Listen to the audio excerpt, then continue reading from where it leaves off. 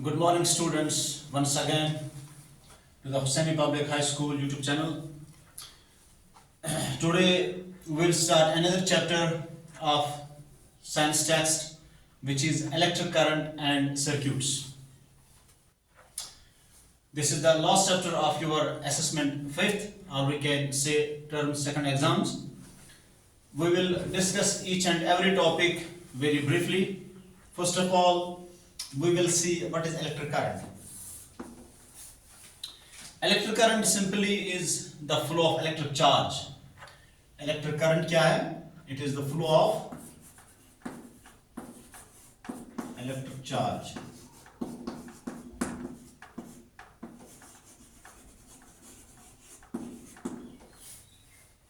Or we can say it is the flow of charged particles like ions or electrons. Electrons are negatively charged particles. इनकी वजह से ही ये current flow होता है.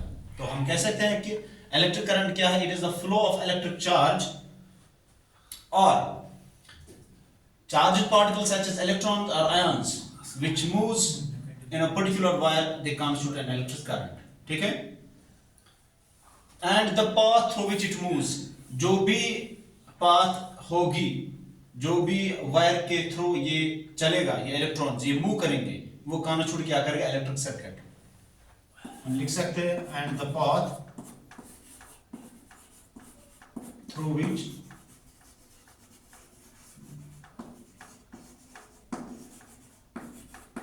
It moves is the electric circuit. तो वही electric circuit है. तो हम कह सकते हैं कि एक इलेक्ट्रिक सर्किट में कौन कौन सी चीजें इंपॉर्टेंट है. एक इलेक्ट्रिक सर्किट में सोर्स का होना बहुत जरूरी है. सोर्स क्या है? सोर्स सेल हो सकती है, बैटरी हो सकती है, और किसके थ्रू ये चलेगा ये करंट? ये वायर के थ्रू चल सकता है. वायर क्या है? एक कंडक्टर है, मेटल की होनी चाहिए, उसकी वजह से करंट चलेगा, और एक इंडिकेटर होना चाहिए. ये बेसिक रिक्वायरमेंट्स है एक इलेक्ट्रिक सर्किट की. अगर हम बात करेंगे तो ये बेसिक रिक्वायरमेंट्स है. कौन कौन? Bulb which acts as an indicator, or a metal wire through which this electric current flows, and then we have a source, a battery or a cell. Clear? Electric current जो है इसका unit क्या है? It is represented in amperes. A electric current का unit क्या है? Ampere. ठीक है. इसके बाद हम देखेंगे कि आप अपनी बुक की तरफ देखो. It is page number 202.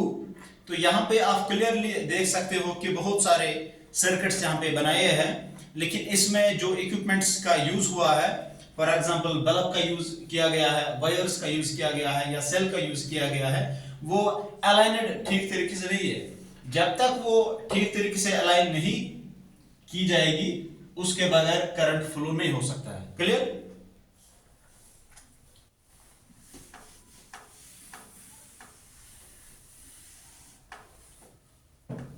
For example अगर हमारे पास एक सेल है, एक बल्ब है, और एक वायर है, मेटल वायर है, इनको हमको कनेक्ट करना है तभी जाके एक सर्किट बनेगा. क्लियर? सेल से जो भी टर्मिनल्स दो है इसके, एक पॉजिटिव टर्मिनल होता है. अगर हम सेल बनाएंगे इधर, ये पॉजिटिव टर्मिनल है, ये नेगेटिव टर्मिनल है. ठीक है. ये जो नेगेटिव टर्मिनल है इसको मेटेलिक बेस कहते हैं. ये जो ऊपर का पॉजिटिव टर्मिनल है ये मेटेलिक टिप कहलाता है. क्लियर? तो दो चार्जेस है, एक पॉजिटिव चार्ज, एक नेगेटिव चार्ज. अगर हम बहुत सारे सेल्स सीरीज में कनेक्ट करेंगे तो ये बैटरी बन जाएगी. तो ये बैटरी बनेगी यहां से, अगर बहुत सारे सेल्स कनेक्ट हो जाएंगे. और एक बल्ब अगर है, ठीक है,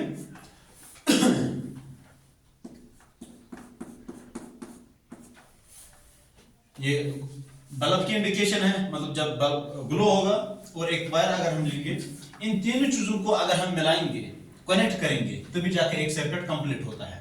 ठीक है। और अगर कोई भी इक्विपमेंट कनेक्टेड नहीं रहेगा तो इसका मतलब है कि सर्किट इनकम्प्लीट है। Dear students, hope you understand these things. इसके बगैर सर्किट इनकम्प्लीट है। अगर हम इनको कनेक्ट ठीक तरीके से नहीं करेंगे तो ये बल्ब जो है ये ग्लो नहीं होगा। ठीक है। हम एक सर्किट बनाएंगे, यहां से पता चलेगा कि ये ग्लो कैसे होगा, ये सर्किट कैसे काम करेगा। अगर हम एक बैटरी लेंगे, यहां से ये सेल लेंगे, ठीक है, ये इसका पॉजिटिव टर्मिनल है, ये नेगेटिव टर्मिनल है। ठीक है। इसको कनेक्ट करेंगे एक वायर से, यहां से हम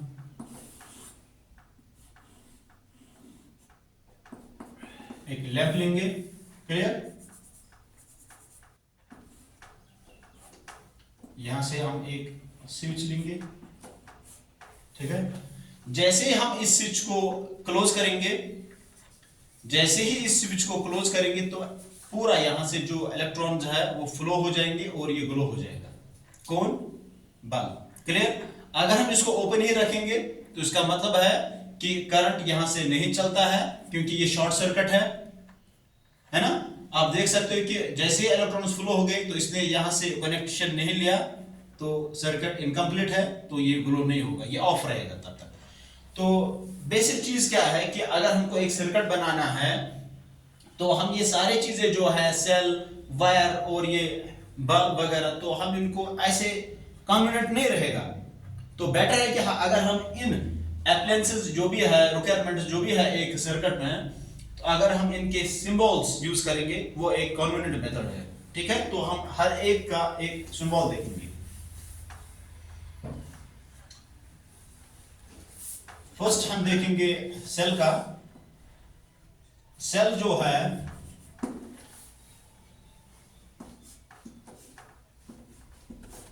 this is the best way to represent a cell. This is the positive terminal and this is negative terminal. ठीक है। ये जो बड़ा वाला है ये पॉजिटिव टर्मिनल है और ये छोटा ये नेगेटिव टर्मिनल है। ठीक है। तो यहां से वायर कनेक्ट हो जाएगी। तो सिंपली हमको सेल बनाने की जरूरत नहीं है, हम सिंपली ये नोटेशन यहाँ पे यूज करेंगे सर्किट में, तो ये पूरी मीनिंग किसकी देगा? सेल की। ठीक है। इसके बाद अगर हमको बल्ब का देखना होगा, हमको बल्ब बनाने की जरूरत नहीं है, तो हम सिंपली इस इंडिकेशन को देख सकते हैं। ठीक है। ये बल्ब अभी ऑफ है। ठीक है। तो हम इसको ऑफ लिख सकते हैं। ये ऑन कब होगा? जब ये इमिट करेगा लाइट। ठीक है। उस वक्त ये ऑन है। ठीक है। इसके बाद अगर हमको बैटरी देखनी होगी, बैटरी कब है? जब बहुत सारे सेल्स कनेक्टेड है ना। फॉर एग्जांपल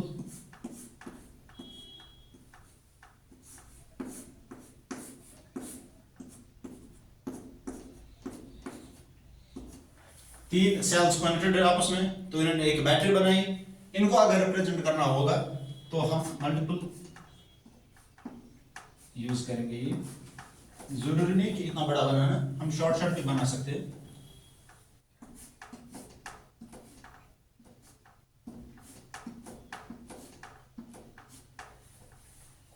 ये पॉजिटिव टर्मिनल, ये नेगेटिव टर्मिनल, ये पॉजिटिव टर्मिनल, तो यहां पे ये नेगेटिव टर्मिनल रहेगा छोटा वाला, ये पॉजिटिव टर्मिनल, ये नेगेटिव टर्मिनल। ठीक है। This is positive, this is negative छोटा वाला, this is positive, this is negative छोटा वाला, this is positive, this is negative. ठीक है। तो हम छोटा छोटा ही यहां पे बनाएंगे, तो इससे पता चलेगा कि हमारी बैटरी कैसे काम करती है। ठीक है। इसके बाद और भी कुछ है।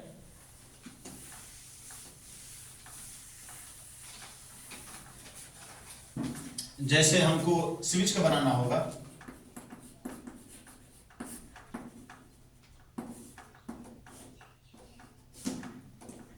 ये ओपन स्विच है ना, तो उस वक्त पूरा सर्किट ऑफ रहेगा। ये क्लोज्ड स्विच है, या हम इसको ऐसे भी डिनोट कर सकते हैं,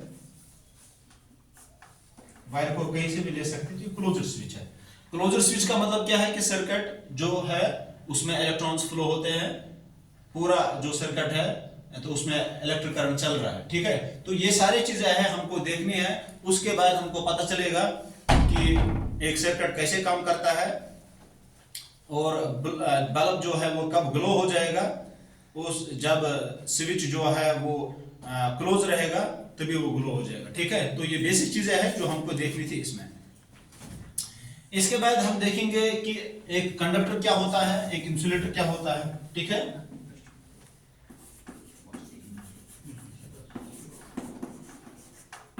कंडक्टर क्या है? कंडक्टर वो चीज है जिसमें इलेक्ट्रॉन्स फ्लो होंगे, विच allows the current to pass through it। Conductor क्या है?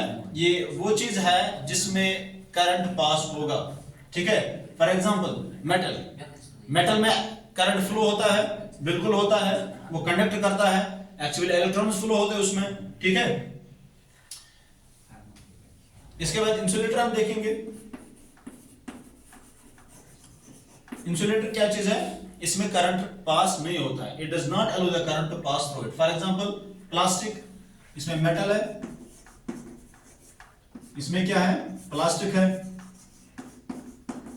It is an insulator. Wood, it is also an insulator. Distilled water, it is also an insulator. क्यों? हमने पढ़ा है कि water is a good conductor of electricity, लेकिन हमने किस वाटर की बात की है? Distilled water. ये प्योर वाटर है, इसमें कोई भी साल्ट नहीं है, इंप्योरिटी नहीं है। तो जिस वाटर में इंप्योरिटी नहीं होती है, जो प्योर वाटर है, वो इंसुलेटर ही कहलाता है।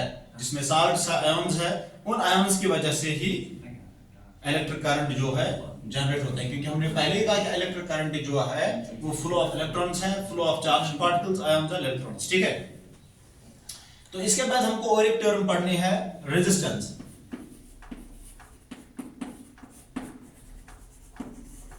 रेजिस्टेंस का मतलब क्या है?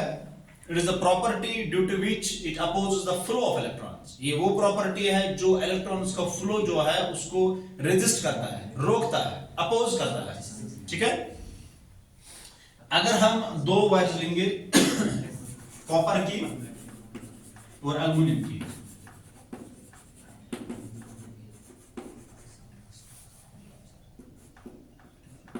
ठीक है। कॉपर और एल्युमिनियम में बेटर कंडक्टर कौन है? Obviously it is copper. Why? Because it opposes minimum amount of current. ये अपोज करता है बहुत करंट कम। अगर हम एल्युमिनियम की बात करेंगे, ये इसे ज्यादा अपोज करता है, समझ में आता है। अगर हम इधर वुड का देखेंगे जो कि एक इंसुलेटर है, तो वो क्या करता है? वो मैक्सिमम इलेक्ट्रॉन्स को फ्लो ये अपोज करता है, वो इलेक्ट्रॉन्स को चलने नहीं देता इस वायर में।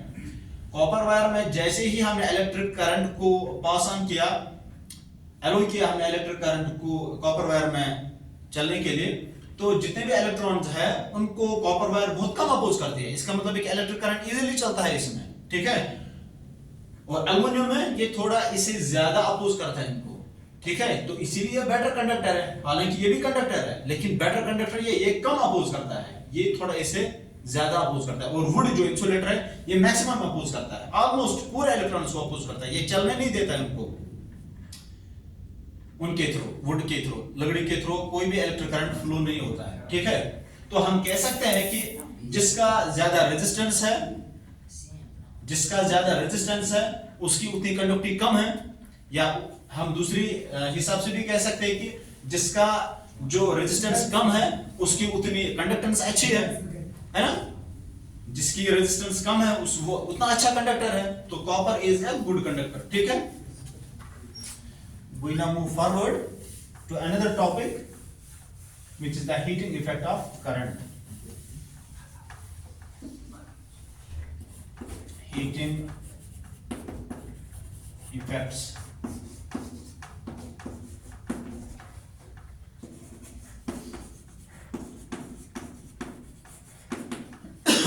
Heating effects of current क्या है? When electric current is allowed to pass through a wire, through a metal wire, वो मेटल वायर कौन हो सकती है? वो यही एल्युमिनियम की हो सकती है, निक्रोम की हो सकती है, कॉपर की हो सकती है। जो इसमें इलेक्ट्रिकल एनर्जी है ये कन्वर्ट होती है हीट एनर्जी में। When electric current is allowed to pass through a wire, say a wire is made up of copper or a nichrome, the electrical energy is converted to heat energy. Electrical energy जो इससे गुजरती है वो convert किस में होती है? Heat energy में।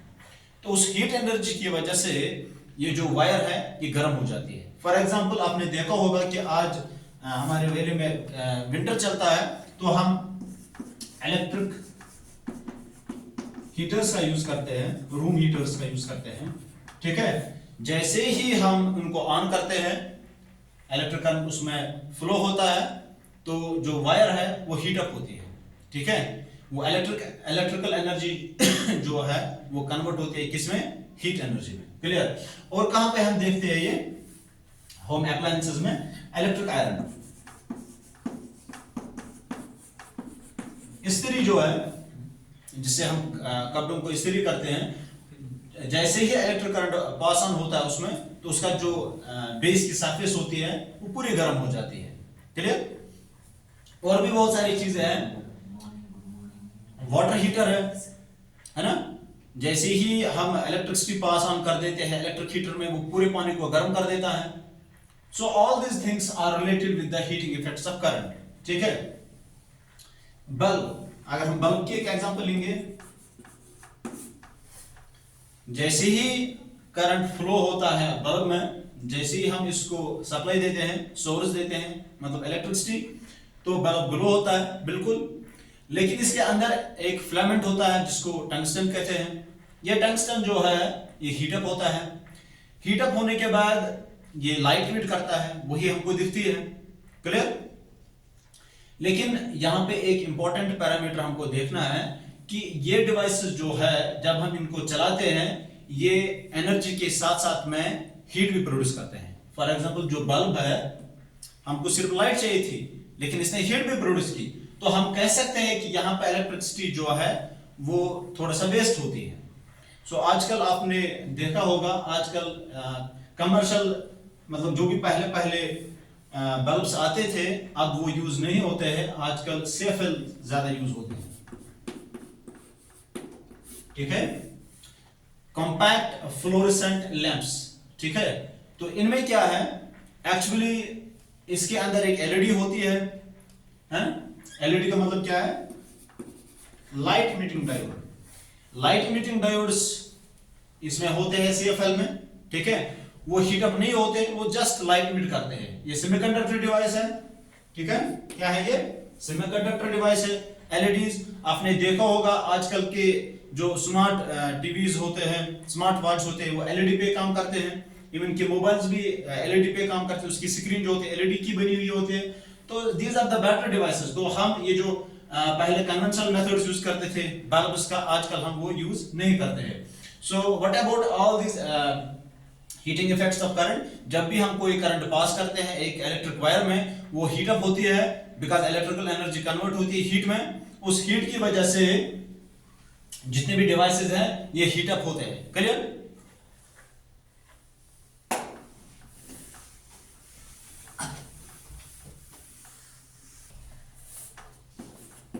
Sir. Minister.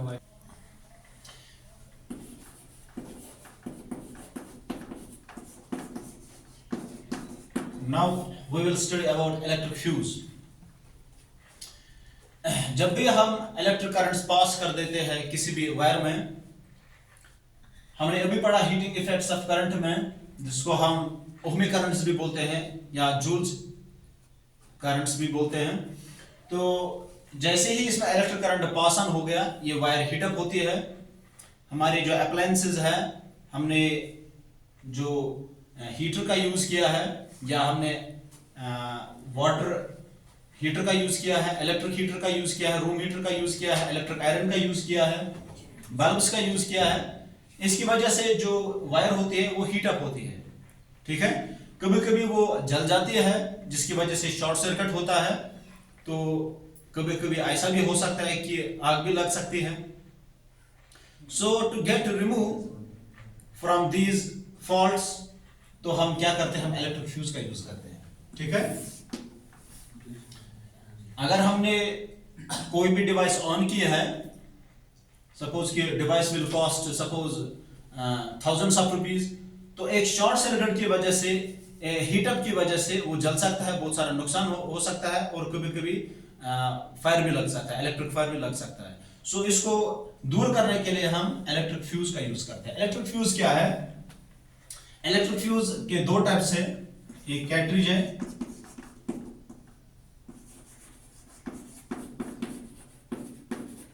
कैट्रिज फ्यूज, और दूसरा जो है वो सरमेट फ्यूज है।